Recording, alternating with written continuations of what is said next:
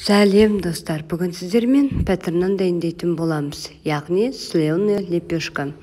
Пікір қалдырып, лайк басып, каналыма тіркелуді ұмытпаңыздар.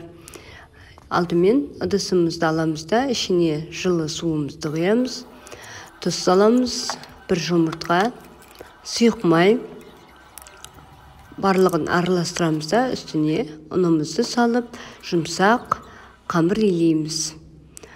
Дайын болған қамырымыздың бетін жауып, жылы жерге жауып қоямыз.